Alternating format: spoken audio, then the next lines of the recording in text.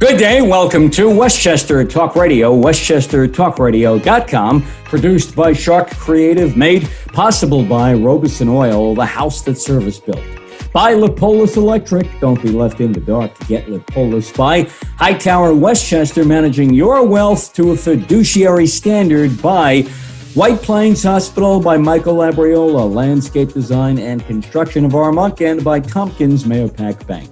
Here we are on the Beat in Westchester, and we are joined by Howard Sturman. Howard Sturman is the publisher and CEO of the Hometown Media Group. At the Hometown Media Group, they put together the Eastchester, Harrison, Mamaroneck, Rice City, and City of New Rochelle reviews, each a separate online publication. Go to the website for the Hometown Media Group here in Westchester. Howard Sturman's been a busy month, a busy summer of 2021. We keep going back and forth, day by day, moment to moment, second by second with the COVID pandemic. It's subsiding, it's increasing. Put your mask on, take your mask off. Where are we right now at this second? Well, right now I'm wearing a Howard Sturman mask that you can buy on my website. At the Hometown Media Group website, right? Why not? I'm mandating that. If you want to talk to me, you got to wear my mask. Any event, thank you, John, for having me. Yeah, we're talking about masks again. It used to be just vaccines, and now that we got vaccinated, I'm wondering why. They say because you don't die, which might be true, although we haven't had enough time to really find out what the story is with the vaccines. But thankfully, everybody I know that's been vaccinated has been in good health. And I hope your listeners are experiencing the same thing. Mm-hmm. But I don't know if you listened to the president yesterday with his press conference, and there seems to be a lot of inconsistencies, and I'm having trouble. I'm going to call it confused. I think people in Washington, who I've never been a real supporter of, no matter what party it is, because I found that everything that they touch, they mess up anyway. But in any event, he's been pushing the vaccination. He talks about this Delta variant, and if you're vaccinated, you won't get sick, they're saying. Although they're saying at the same time, and this is the scare tactics that I really have a lot of difficulty with, is you got to get, this is raging, this is terrible, and the truth is that the positivity rate is a meaningless number at this point. You know, if we kept track of every time someone got the flu and survived the flu, that could be a gigantic number also. The truth is that the number that you have to be aware of is hospitalizations and, unfortunately, deaths. Do you think this is all scare tactic on the government's part, or is it simply just that they don't know and they're trying any and every angle? Well, I think it's a little bit both. I clearly am convinced that they don't know, because 1 week the CDC comes out and says, if you're vaccinated, you don't need a mask. Next week, they do. 2 weeks ago, they said school kids don't have to wear it. This week, they do. I don't believe the science is moving that fast, okay? This Delta variant has been around for a while, and now they're deciding what to do about it. The other question is that if this is a serious contagion that is going around, okay, what are they doing about it to stop it? Wearing a mask is not going to make it disappear. Do we need another vaccine? Do we need another booster? Do I trust them? Because they told me it's like, if you want to keep your doctor, you can. It's like, I don't know what to do.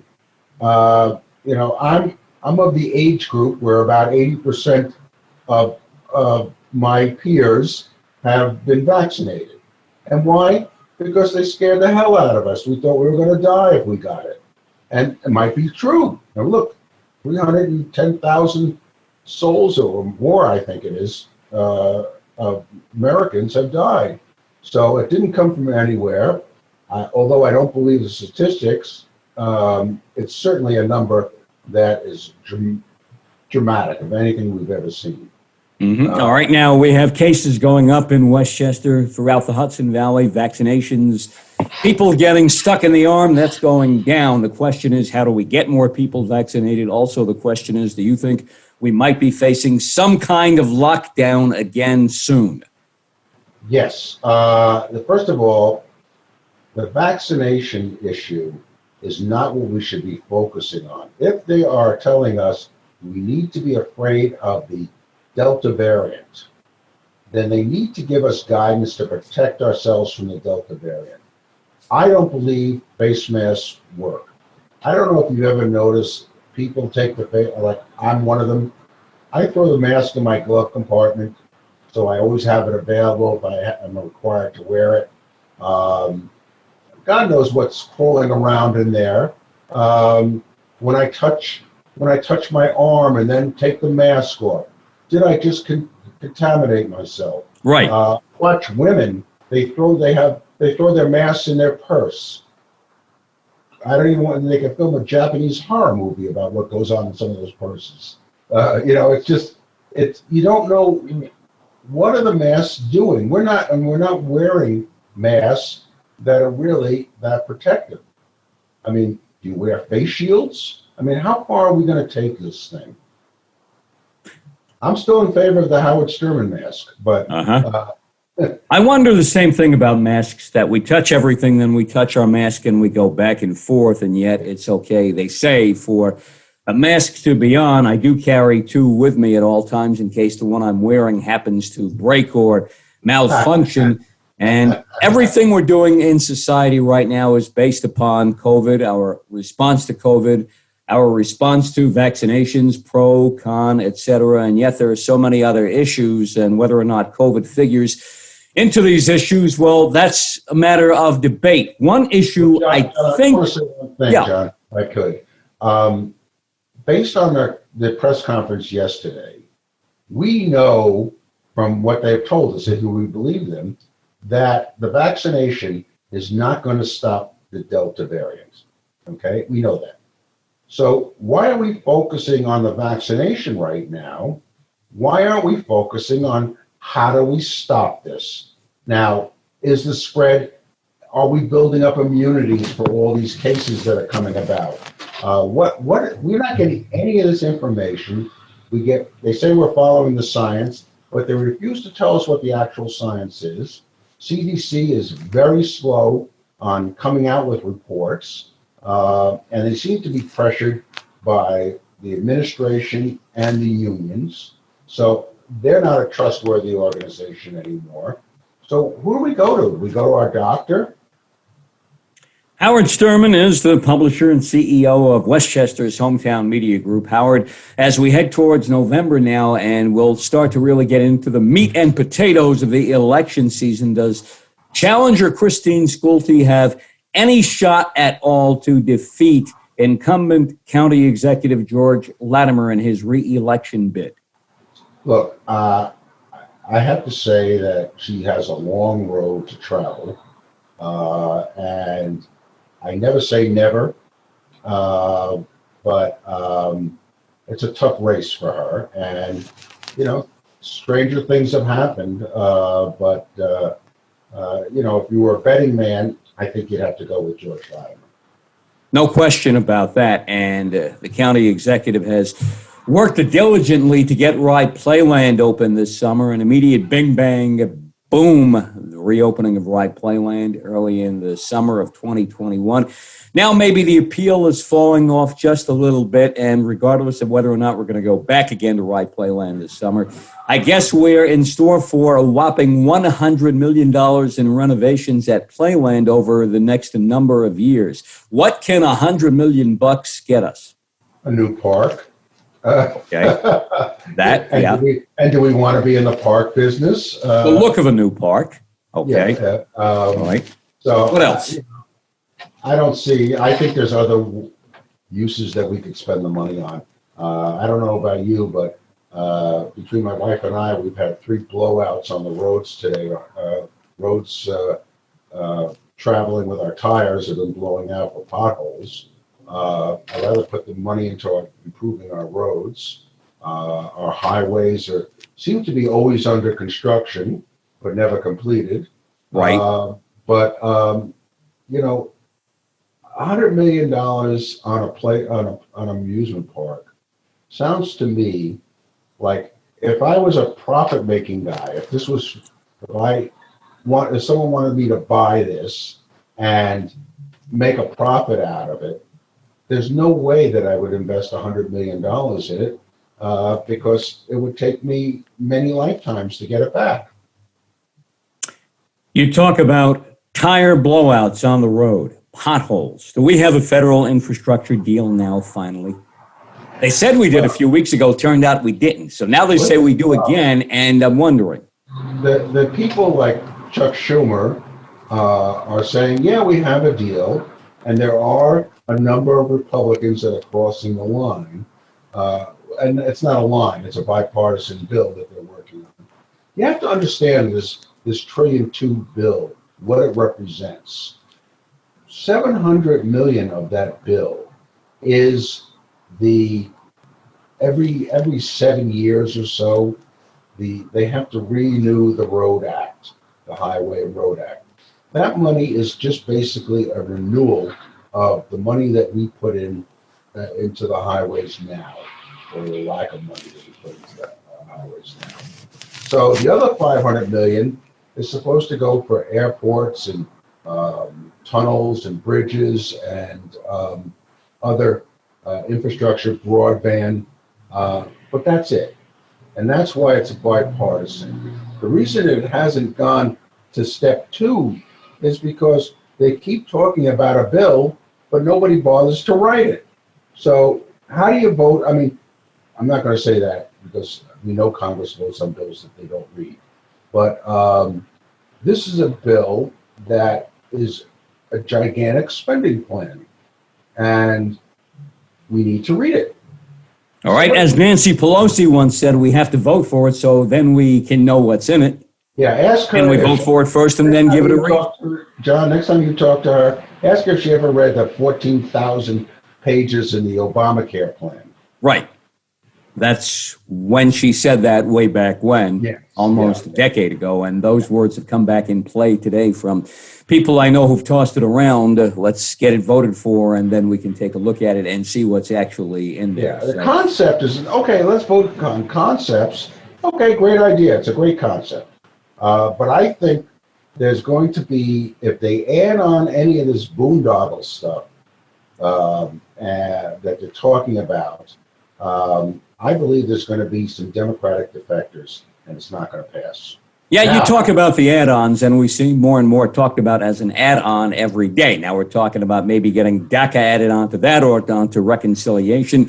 Should bills in Congress or in any governmental branch be limited to what they are supposed to be about? I'm all for a social infrastructure bill along with a highway and roads and broadband infrastructure bill, but can't we split it into 2 so we know exactly what's going to go to roads and bridges, what's going to go to infrastructure, what's going to go to electrical and water systems, and then on the other side of the coin, what's going to go, for example, to help renters? And oh, by the way, that federal eviction exemption, well, that's going to be evicted and off the books in about 24 hours.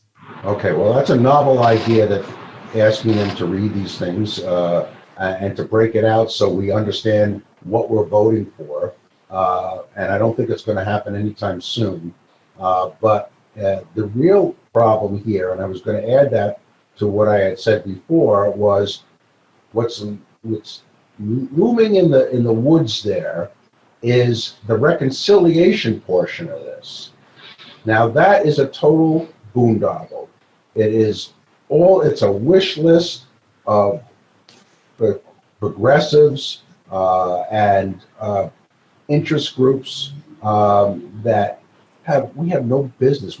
First of all, we're in an inflation spiral right now. This government spending, is okay to stimulate, but after a point, it's not going to help our economy. And although President Biden says, "Oh, it's going to add, 5 million jobs," and stuff, well, I don't think it's going to add the jobs. It's going to just keep the jobs that currently exist. Anybody that can work on a highway right now is working. Drive around, see how many spots they're working on the roads. They're working on the roads now, more than I've ever seen it before. Now, where is this money coming from? Probably the last COVID bill. Mm-hmm. Now we talk about what's happening in Congress and how that ties into what goes on locally, and what's happening around the country, how it ties into what goes on locally. And a lot of what the Biden administration has done has come under fire for a variety of reasons. And I alluded to a moment ago, and let's get into this a little bit. Within the next day or so, and I see the administration taking some hits from allies today about the renters situation around the country, how the renters moratorium, the eviction moratorium, comes to an end within hours. And some are asking, how can a Democratic Congress and the Biden administration, being totally in charge, have allowed this now to get to this point? They basically have 24 hours to work something out. Otherwise, people might be going around the country, flying out of the doors of their homes and apartments and wherever else they might happen to reside in. Unless they reside in their own vehicle and you're not up to date on your rent, you might have a problem. Yeah, look, I'm a little confused by this rental bill, because I'm not sure the federal government has the right to grant this moratorium. And maybe, what about under pandemic conditions? Yeah, but okay. Yeah, how long can they carry that torch? Everything that they do. I mean, look, there's another side to this rental moratorium. And that goes to the landlords who pay most of the real estate taxes in their communities. And how are they supposed to pay their bills to keep people have heated or air-conditioned homes, the elevators going up and down, and everything else? How are they supposed to do that? And that leads to another issue where we find that a lot of the money that was supposed to go to renters and to landlords from the COVID bill, from all the COVID bills combined, and not much of that seems to have landed in the hands of the people it's supposed to, in the hands of the people it's supposed to land into all this funding. So where did it go? Where's all this money going? Well, and that's why we have this situation. For the most part, I think people said, "Oh, wow, I got a chance for free rent." But there's no free ride. There is no free rent. So once this moratorium ends, if they haven't paid their rent for the last 12 months or whatever, the landlord's going to be looking for that money, okay? And if you weren't smart enough to put at least a portion of it away so that you can negotiate with them, you're going to be tossed. There's no question about it. And, you have to, this pandemic did not wipe out everybody's livelihoods. People are still earning money. People are still working, maybe not as great as it was before, but this is not a natural disaster where people can't even get into their offices. We can go back to work. We've been going back to work. And those people that want to work can definitely find a job. Howard Sturman is the publisher and CEO of Westchester's Hometown Media Group, and online they publish individually the Eastchester, Harrison, Mamaroneck, Tri-City, and City of New Rochelle reviews. Howard Sturman, also a longtime political analyst at 1460 AM WVOX Radio in New Rochelle, one of my old former homes around the county of Westchester, where Howard and I first met and got to work together for a few years back now. Howard Sturman, as we look around the country, we see election laws, voting rights. That's become a major issue, especially in southern states like Texas and Georgia.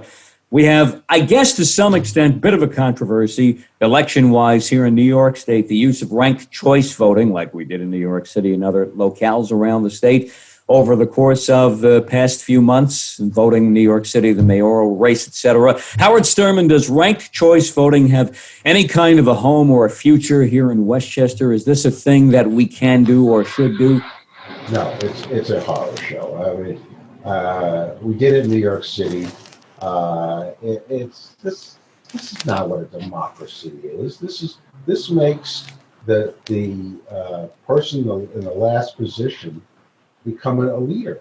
I mean, if you look at the ranked choice voting that went on in the city, Eric Adams, who is now the presumptive mayor, right? Because I don't see Curtis Sliwa beating him. No, but he was in the back of the polls here, and he just pulled ahead because he moved up the rank, and all of a sudden he was running against. I mean, if he supported the weakest candidate there, that would have put him in the top seat. Because you get the weakest candidate up to the top, and he's in a runoff with the weakest candidate, he's the person. I don't see why we can't just vote for who we want. I look at it this way. The Rangers are my favorite hockey team. They had more points than Montreal Canadiens, who were a Stanley Cup finalist. Well, I rank the Rangers ahead of Montreal as a Rangers fan. Why can't the Rangers be in the Stanley Cup finals? I'm a Knicks fan. I love the Knicks. Why can't I rank the Knicks on top of the NBA champions? You had the Phoenix Suns, Milwaukee Bucks, a great series. Milwaukee won. Well, I say the Knicks would have beaten Milwaukee if they were given a chance, a 7-game series.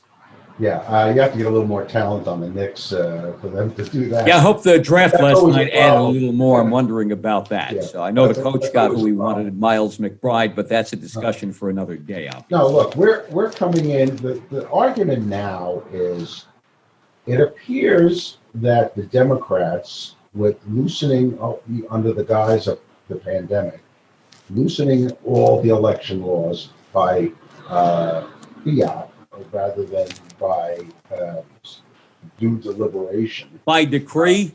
By decree is a even better word. It seems that the Democrats realize that, hey, this works. I can win elections with this. So why not do this? Why not let me get the time to go out and harvest the ballots, which they're experienced at. They are good at that, always have been. Should people receive in the mail, whether you are registered or not? I guess you should be registered to get this, but whether you ask for it or not, just get a ballot in the mail and make it simple for you. If you decide not to go to the polls, you just send your ballot in. Well, if you rely on the mail, that's another problem. Okay? All right. You can't rely on the mail. You can't do this on the internet because people can hack it. Right. So the only method that should be foolproof is the old-fashioned appearing in person and voting. It wasn't a big stretch for us 8 years ago. We all did it. And, unless you were in college or you were ill, you got an absentee ballot. You certified that you have a reason to get an absentee ballot. You don't need a reason anymore. And you voted that way. They didn't count the absentee ballots unless they had to. So basically, it's definitely a question that obviously is going to get kicked and tossed around a lot more between now and the 2022 congressional elections and the 24 presidential election. And a lot more locales across the country, I think, are going to be dealing with the issue about how you vote, when you can vote, whether or not ranked choice voting should be used, and a whole lot more. Howard Sturman, there was a poll published a few days ago that indicated confidence in America amongst Americans has gone down sharply in the last 3 months, about 20 points since April. Here we are, late July, and that includes almost 20 points amongst Democrats, too. Could that all be a misprint? I don't think so. Look at President Biden. He started out of the gate with a 65% approval rating. He's now hovering in the low 40s. His vice presidential candidate might even be lower. And so these mixed messages and these speeches that are made with new ideas, claiming new ideas, and when asked about, didn't you say a month ago that you weren't going to have a mask mandate? And their response would be, no, we never said that. We are not all crazy. People listen to what he has to say because he's the president. And, we have to take him at his word. So now we're in a whole new struggle with masks, mandates. You know, if we take this a step further, and this is my big concern, all of a sudden the retailers are not going to see the foot traffic coming in. People are going to go back to ordering online. The butcher, the baker, and the candlestick maker is going to die without the traffic. How do we build back this economy again? I mean, by all intents and purposes, this economy is in a good position if we rein in inflation. And unemployment is not disastrous. We're not in a debt where we should be, being in a crisis mode. It's not disastrous. It's not good, but it's not bad. Howard Sturman, we've both seen in our respective lifetimes, and we're in a similar age group, inflation happened before, a couple of times before through the decades. To me, it seems like this round of inflation has piled on, compounded on us extra quickly, quicker than any inflation we've ever seen before, any spate of inflation. A, is that so? And B, how could this inflation pile up so fast? Well, the main reason that this got kick-started was our supply side. Moving goods around this country has gotten prohibitive. It has gotten so expensive. And that is because the drivers were less because they didn't want to come into contact at the delivery points. There were a lot of people that left that end of the workforce. Airlines weren't delivering.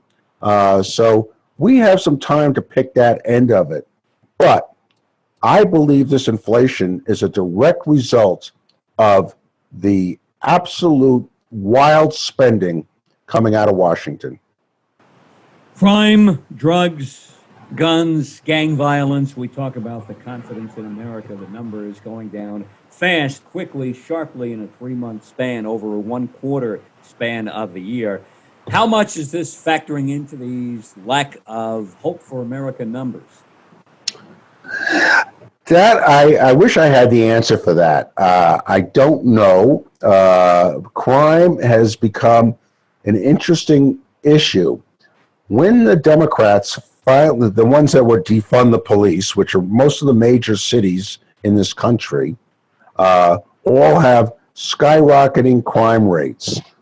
When they came to the realization a couple of weeks ago that this is going to be the death of their campaign for re-election, all of a sudden, for example, Muriel Bowser, the mayor of Washington, D.C., came out the other day and said, I need to spend $11 million on putting more cops on the street. Now, that's a nice thing to say, and that leads people to believe that she's not on the defund bandwagon, of which she was a big proponent of. It leads her to believe that. But the bottom line is the cops don't want to come back. The cops don't want to because they know that the administrations don't have their back. And if anything goes awry, they are going to trash them immediately. And the other part of it is the cops don't want to come back because we have probably in the major cities the worst DAs that can't wait to cut people loose, no matter what they were convicted of. So why would I be a cop? Why would I go out there, risk my life, arrest people to see them back the next week on the same street? Or why would I do it if I knew that there was a problem, that the administration was going to trash me and not back me on doing my duty? You talk about law enforcement, investigators, DAs, etc. We have a long-running investigation in New York State now going on for months of Governor Andrew Cuomo by the feds, by local officials here in New York State. He, a few days ago, had to give a sworn deposition about the sexual harassment allegations against him.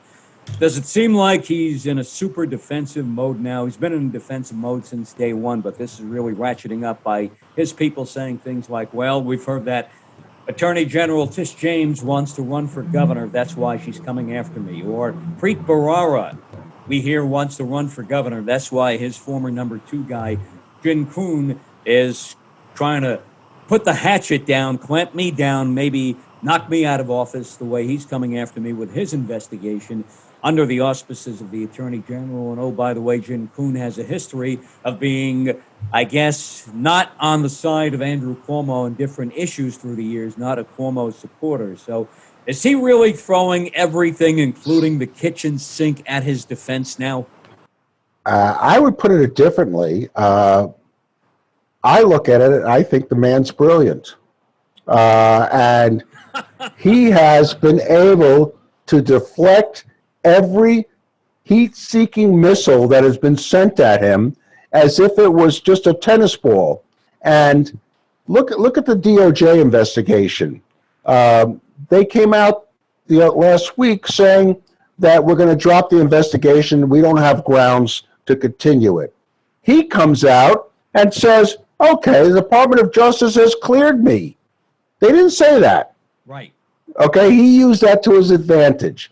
Letitia James, yes, she does want to be governor. There's no question about that. And the only way she's going to get to that path is to get rid of Andrew Cuomo. So, yeah, he's smart to bring that out. Is she going to go away? I don't know. Is she playing with fire if this backfires on her and Andy Cuomo comes out maybe not smelling like a rose, but certainly on the path to re-election again? Does this damage her and her future prospects for anything at this point? No.